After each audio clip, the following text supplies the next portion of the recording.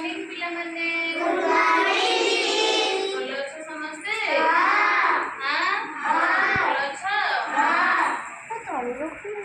ପିଲାମାନେ ସବୁ ମତେ ଗୋଟେ କଥା କହିଲ, ତମମାନେ ସବୁ କୋଉଠି ରୁହ? ସମସ୍ତେ ଘରେ ରହୁଛ? ତମ ଘରେ ସବୁ କିଏ କିଏ ଅଛନ୍ତି?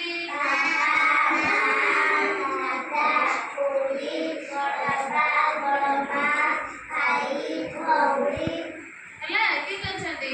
ଜେଜେ ବାପା, ଜେଜେ ମା, ବଡ଼ ବାପା, ବଡ଼ ମା, ବାପା, ମା, ଦାଦା, ଖୁଡି, ଭାଇ, ଭଉଣୀ, ଏମାନେ ସମସ୍ତଙ୍କୁ ନେଇକି କଣ ହେଲା?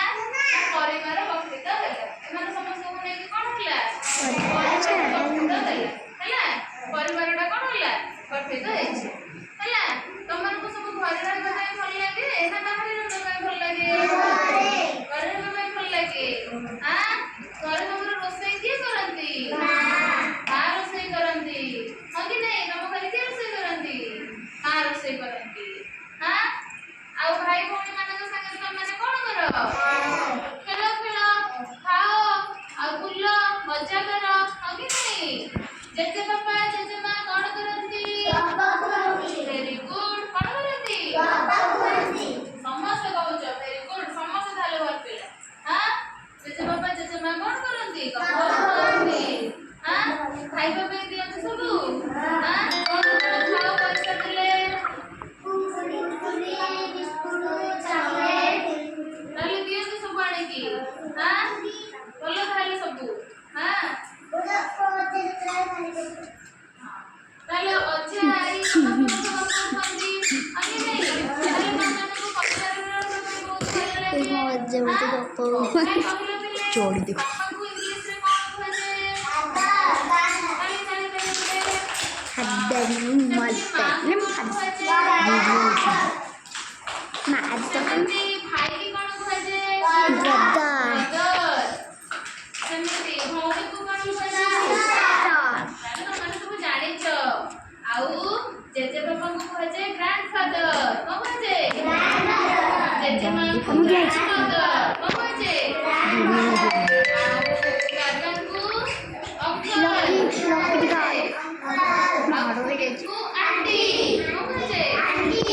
ହେଲା ସେମିତି ଭାଇକି ବ୍ରଦର, ଭଉଣୀକୁ ସିଷ୍ଟର, ବାବାଙ୍କୁ ଫାଦର, ଆଉ ମାଙ୍କୁ ମଦର। ଜାଣିଛ? ନାଇଁ ମୁଁ ପଚାରିବି ହ୍ୱାଟ ଇଜ ୟୁର ନେମ୍? କିଏ କହିପାରିବ? ଯଦି ପଚାରିବି ହ୍ୱାଟ ଇଜ ୟୁର ନେମ୍ କିଏ କହିପାରିବ ଇଂଲିଶରେ? କହିବ ମାଇ ନେମ୍ ଇଜ। କଣ କହିବ? ଯାହା ନା ଯାହା ହେଇଥିବ ସେ ତାହା କହିବ। ମୋ ନାଁ ଆରତି। ମୁଁ କଣ କହିବି? ମାଇ ନେମ୍ ଇଜ ଆରତି ପଲେଇ। କଣ କହିବି? ଶୁଣି ତମେ ତମ ନାଁ କୁହ। ମାଇ ନେମ୍ ଇଜ କୁହ। ମାଇ ନେମ୍ ଇଜ ସମସ୍ତେ କହିଲ। ହଉ ଗୋଟେ ତାଳି। ସମସ୍ତଙ୍କର ଭଲ ପିଲା ଯାକ ନାଇଁ କି? ସବୁ ଘରେ ରହୁଛଟି? ବାହାରେ ବୁଲୁନଟି? ଘରେ ବାପା ମାଙ୍କର କଥା ମାନିବ। ବାପା ମା ହଉଛନ୍ତି ଆମ ଗୁରୁଜନ। ହେଲା ବାପା ମା ଯାହା କହିବେ ତାଙ୍କ କଥା ମାନିବ, କଥା ଶୁଣିବ। ତାହେଲେ ଦୁନିଆରେ ଦିନେ କଣ ହବ? ଭଲ ମଣିଷଟିଏ ହବ। ବୁଝିଲଟି? ସମସ୍ତେ ବଡ ହେଲେ ଭଲ ମଣିଷ ହବଟି? ସମସ୍ତେ ବଡ ବଡ ସ୍ୱପ୍ନ ଦେଖିଛ ତାହେଲେ। କିଏ ପୋଲିସ ହବ, କିଏ ଡକ୍ଟର ହବ, କିଏ ଟିଚର ହବ, କିଏ ଇଞ୍ଜିନିୟର ହବ। ହେଲା ସମସ୍ତେ ଆମେ କିଛି ନା କିଛି ହବା।